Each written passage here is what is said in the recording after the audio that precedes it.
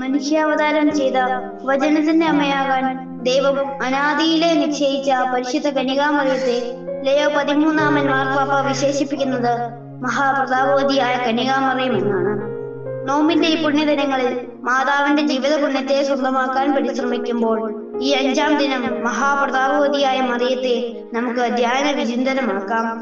രക്ഷകന്റെ അമ്മയായ നിമിഷം മുതൽ മറിയത്തിന്റെ പ്രതാപം ഈ ലോകത്തിലുള്ള മറ്റെല്ലാ സൃഷ്ടികളെക്കാളും ഉപരിയായി പാപത്തിൽ വീണ മനുഷ്യന് രക്ഷയായ മിശിഹായിലേക്ക് നടന്നു കയറുവാനുള്ള പാത പരിശുദ്ധ കന്യകാമറിയത്തിലൂടെ തുറക്കപ്പെട്ടു.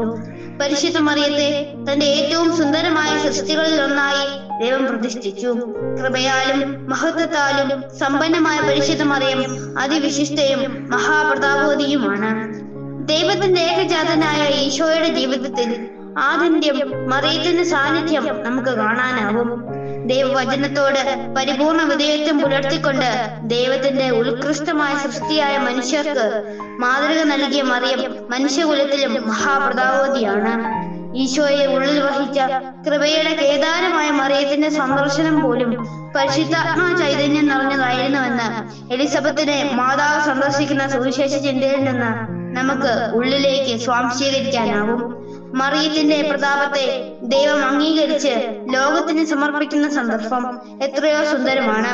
ഈശോയുടെ പരസ്യ ജീവിതത്തിന്റെ പരമോന്നത നിമിഷത്തിൽ തന്റെ അമൂല്യ രക്തം കൊണ്ട് പുതിയ ഉടമ്പടിക്ക് മുദ്ര വെച്ചപ്പോൾ ഇതാ നിന്റെ അമ്മ എന്ന മാധുര്യമുള്ള വചസ്സുകൾ കൊണ്ട് ലോകത്തിന് കാട്ടിക്കൊടുത്തപ്പോൾ മറിയത്തിന്റെ പ്രതാപം മഹോന്നതമാകിയിരിക്കുന്നു.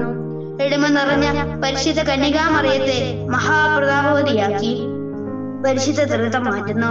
ദൈവഹൃദത്തോട് പരിശുദ്ധ അമ്മയെ പോലെ നമുക്കും ആമേൻ പറയാനാവുന്നുണ്ടോ? ഈ നോമ്പാചരണം കന്യകാമറിയത്തിന്റെ ജീവിതത്തിലെ നന്മകളെ കുറിച്ചെങ്കിലുമൊക്കെ സ്വാംശീകരിക്കാനാവുന്നില്ലെങ്കിൽ അർത്ഥപൂർണമാവില്ല. അത് വെറും അനുഷ്ഠാനം മാത്രം. ഈ ലോകത്തിന്റെ പ്രതാപത്തിലേക്ക് നാം കണ്ണു നടുമ്പോൾ നഷ്ടമാകുന്ന ദൈവീക മഹത്വത്തിന്റെ പ്രതാപമുണ്ടെന്ന് പരിശുദ്ധ അമ്മ നമ്മെ ഓർമ്മപ്പെടുത്തുന്നു. സ്വർഗത്തിലും ഭൂമിയിലും ഒരേ സമയം പ്രതാപവതിയായ മറിയത്തിന്റെ പക്കൽ നമുക്കും അഭയം തേടാം. മഹത്വപൂർണമായ ദൈവമാതാവേ, സ്വർഗ പ്രതാപത്തിന്റെ വിശുദ്ധിയിലേക്ക് ഞങ്ങളെ വഴി നടത്തണമേ. ആമേൻ. നന്മ നിറഞ്ഞ മറിയമേ സ്വസ്തി, കർത്താവ് അങ്ങയോടുകൂടെ സ്ത്രീകളിൽ അങ്ങ് അനുഗ്രഹിക്കപ്പെട്ടവളാകുന്നു.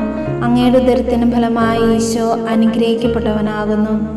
പരിശുദ്ധ മറിയമേ തമ്പുരാന്റെ അമ്മേ, പാപികളായ ഞങ്ങൾക്ക് വേണ്ടി ഇപ്പോഴും ഞങ്ങളുടെ മരണസമയത്തും തമ്പുരാനോട് അപേക്ഷിക്കണമേ.